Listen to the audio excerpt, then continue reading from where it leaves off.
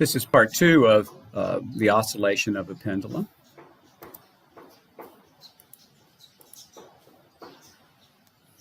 What we've done, or what we're going to do, like I said, we're after the time history of the position of the pendulum, which is given by theta. So we're after theta as a function of time. Now, normally when you want a dynamic systems equations of motion, what you do is you apply some physical principle and you develop what's, the equation of motion of the system, which typically is a ODE, an ordinary differential equation in time. And in this case, since we're after theta as a function of time, we want to know what's happening to the position as time goes on, that differential equation will be in theta and its time derivatives. So we apply a physical principle, and here the physical principle that we're applying is that we're saying that the maximum gravitational potential energy of the system, which is the pendulum in the position on the left, is equal to the maximum kinetic energy, which is at the vertical position of the pendulum where the mass is at its lowest part. So I've written that as an equation over here on the right, and then I have expressions for both the maximum gravitational potential energy and the maximum kinetic energy. Now, if we look at this equation, we can actually simplify it by getting rid of the mass. And we wind up with this equation here. Now, we have H and V in our equation, and we need to get these in terms of theta and its time derivatives. So what I can do is I have H, which is the height through which the pendulum moves from its lowest position to its highest position, and that is L minus L cosine theta. If you look at the geometry, you'll see that. The velocity is a kinematic relationship for rotational velocity in a circular arc. The velocity is equal to L times theta dot. Now we can put all of this together, and I do that here. I got rid of the mass because it canceled out. And here's G times H, H being given by this part here, L times 1 minus 1 cosine theta. And then on the right-hand side, I have 1/2, normally times m, but that canceled with the m on the other side.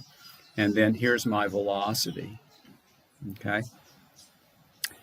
And then I have an L on the left-hand side, and I actually have L squared on the right-hand side. So I can eliminate that, eliminate one of the L's. So I get rid of the L on the left-hand side, and I continue to have one L on the right-hand side. And now what I've done is normally what you do when you're putting the ODE together is you put your system part over on the left. So that would be anything with theta and theta dot and theta double dot in it. And then on the right-hand side, you put things that are not related to the system. Now, everything here is related to the system. Everything has a theta in it. So we put everything over on the left-hand side. And we have an equation that really is a very nasty nonlinear first-order equation. First order because it only has theta dot in it. Nonlinear for two reasons. It has this theta dot squared in it, not just a theta dot term. And then on the right-hand side, we have this trigonometric function. So this is really a very difficult equation to deal with. And so what we're going to try to do is try another approach and see if we get to something nicer. So what we're going to do is we're going to apply Newton's second law.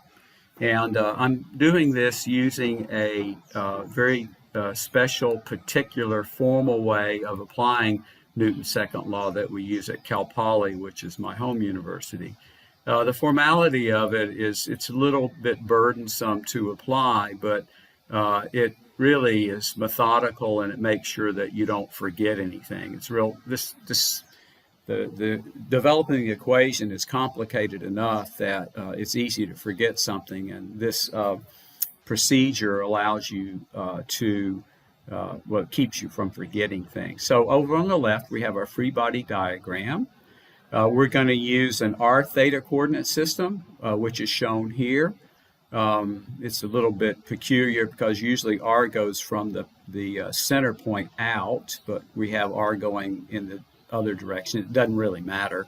You just need to establish a coordinate system over here on the left. And normally, when you have rotational systems and you're analyzing something, it's best to have the coordinate system rotated so that it coincides with the geometry of the system that you're analyzing.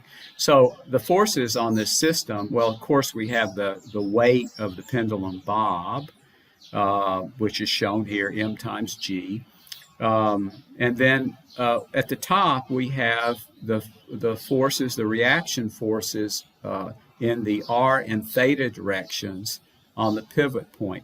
Now, I haven't shown any weight of the rod, and this is what's called a simple pendulum, where you consider the rod's mass to be insignificant compared with the mass of the pendulum bob, and that gives you a pretty good estimation of the motion of the pendulum.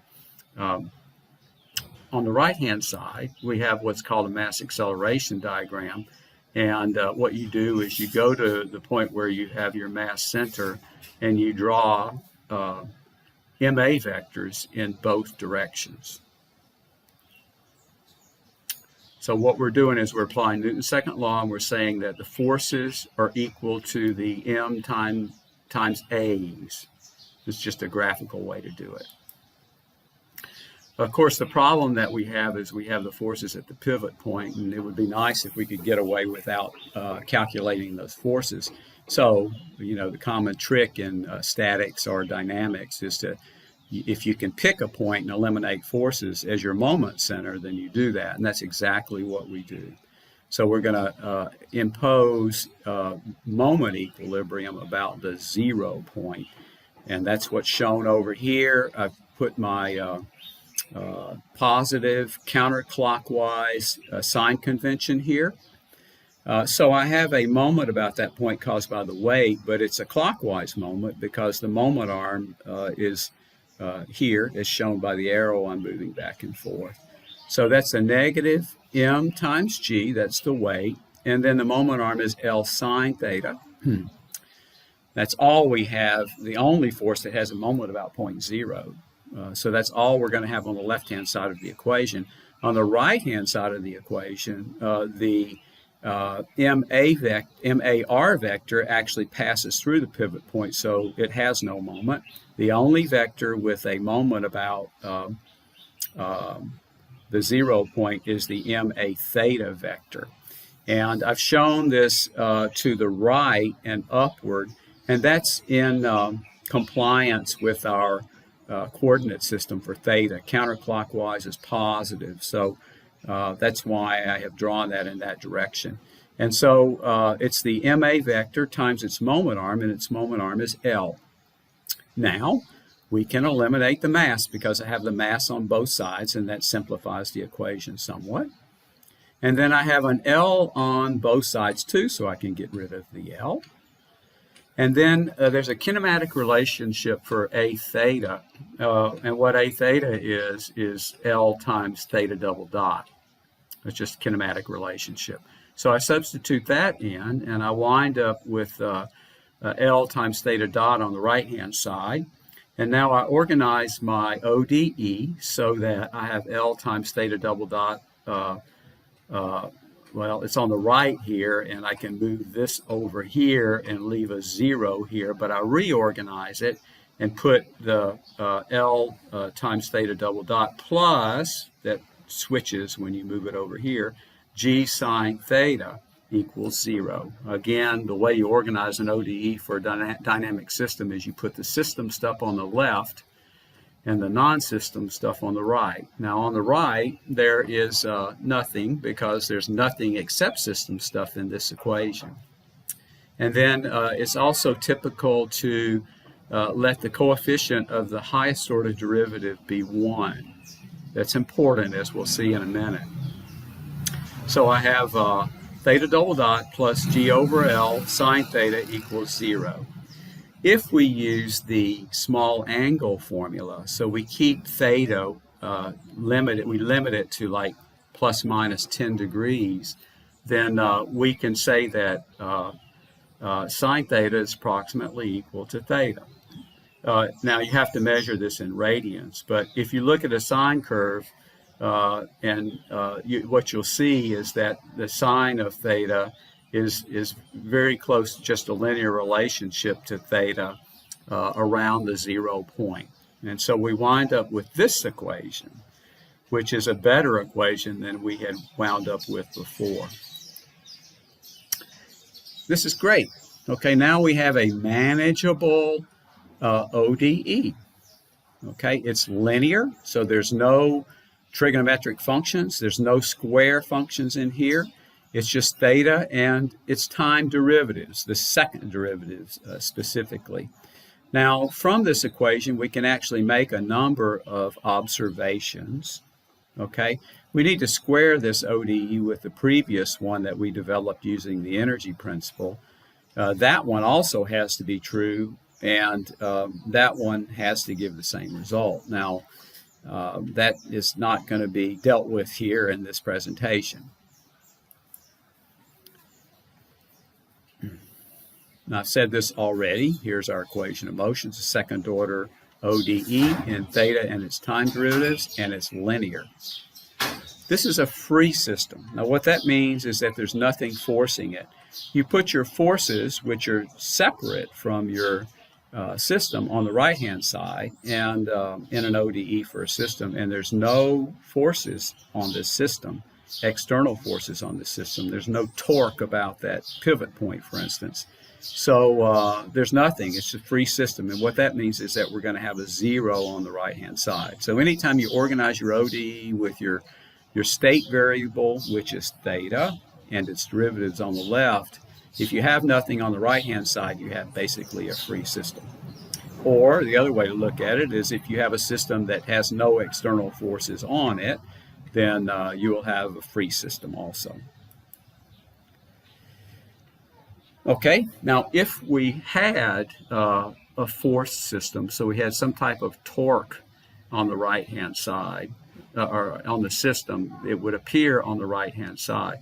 And that has to be an independent, or a function that is independent of theta. So there's a difference between the system itself and forces that are imposed on it.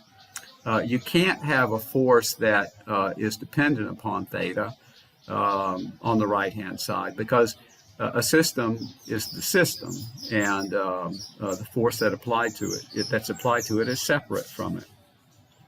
And that's what's said here in 6 and 7. You can put various functions of t, force functions of t, on the right-hand side. And what I mean by forces are moments on the right-hand side. So you can apply a number of different forces to the system. They are independent of the system. And then, like I've said this already, but the system's on the left, and things that are independent of the system, namely the driving forces, are on the right. Since we have none, this is a free system, and we have 0 on the right-hand side. I'm going to stop here and pick it up again with part 3.